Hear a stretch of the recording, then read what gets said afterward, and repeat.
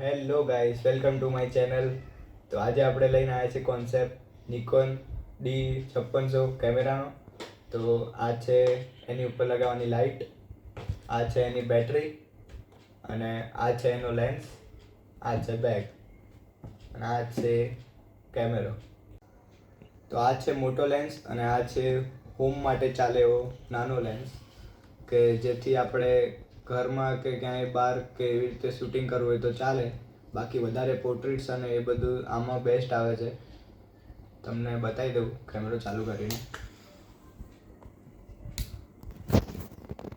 આ રહી કેમેરાની સ્ક્રીન.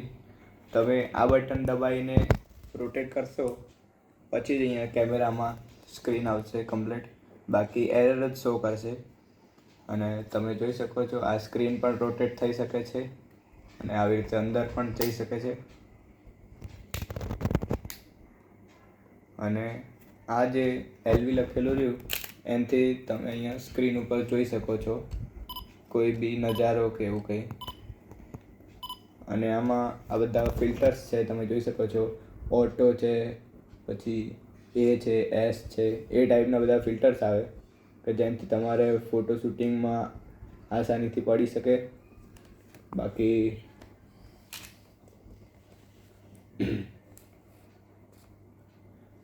બીજું ઓપ્શન તમને બતાવી દઉં, નજીક આવતા જો.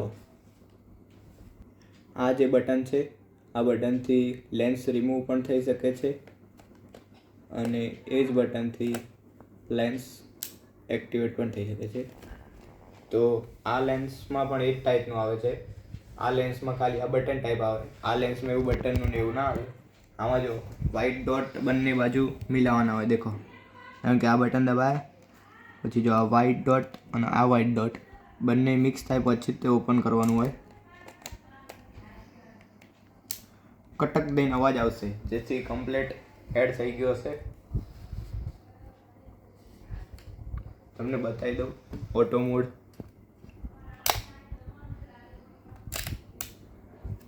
જોઈ શકો છો, ઝૂમિંગ કરીને પણ બતાવી દઉં કેવી ક્લિયરિટી આવે છે. ઓટોમેટિક જ તે રહ્યો ફોકસ કરશે. તમે જેવું બટન દબાવશો એવું ઓટોમેટિક ફોકસ થશે.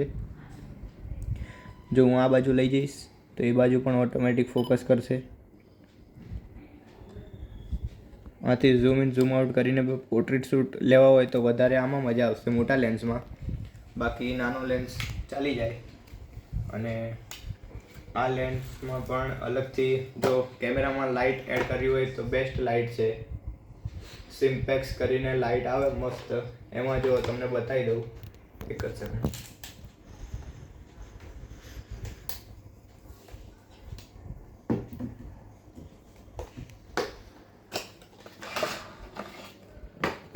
આ લાઇટમાં 4 ફિલ્ટર આવે છે. આ સિમ્પલ ફિલ્ટર છે, આ red addition, blue addition and green addition. હવે 4 ફિલ્ટરનો યુઝ કરીને તમે કોઈ બી મેરેજ ફંક્શનમાં કે કોઈ બી જગ્યાએ તમે બેસ્ટ વિડીયો શૂટ કરાવી શકો છો. આ રેડ ફિલ્ટર ધારો કે કોઈ કંકોત્રી લેખવાનો હોય કે એ ટાઈપનું કોઈ બેસ્ટ શૂટિંગ કરી આપશે. બાકી તો આ છે લાઇટ, અને એ જો અહીંયાથી કેમેરામાં જોઈન્ટ થઈ શકે છે. જેમ કે અહીંયા ઉપર લગાવ્યું હોય તો પણ એનું એક હોલ્ડર આવે છે નાનું, એનાથી થઈ જશે સેટઅપ. અને આ છે બેટરી, જેમાં વન ટેપ કર્યા પછી દેખાડે કે કેટલા % બેટરી છે. બેટરી બેકઅપ પણ બહુ મસ્ત છે. આ જો આવી રીતે નાખવાનું અને પછી પ્રેસ કરી દેવાનું. આ બાજુ બટન હશે, જો આ બટન છે ને એનાથી તમે બેટરી ઓપન કરી શકો છો અને નાખી પણ શકો છો. જો આ લાગી ગઈ બેટરી, અને આ બટન દબાવ્યા પછી રિમૂવ પણ થઈ શકે છે. જો અહીંયા બેટરી પર્સન્ટેજ તમારે 1 કે 2 તો રાખવી જ પડશે, 1 તો રાખવી જ પડશે મિનિમમ. બાકી જો અહીંયા તમને બતાવ્યું છે એના મુજબ જો આ કંટ્રોલિંગ આપ્યા છે કે જેથી તમે લાઇટ હાઈ કરી શકો, લો કરી શકો. આમાં તમારે યલો કરવી હોય તો એ ટાઈપની પણ થઈ શકે છે, જેમ કે મેરેજ શૂટિંગમાં હોય. તમને બતાવી દઉં, જો આ ટાઈપની લાઇટ આવશે. જો જેમ કે આ વ્હાઈટ, આ યલો લાઇટ થઈ ગઈ, આ વ્હાઈટ લાઇટ થઈ ગઈ. પછી આ વ્હાઈટ લાઇટને લો કરવી હોય તો લો, હાઈ કરવી હોય તો હાઈ. આ રહી યલો લાઇટ અને વ્હાઇટ લાઇટ. બસ આટલી જ આમાં છે.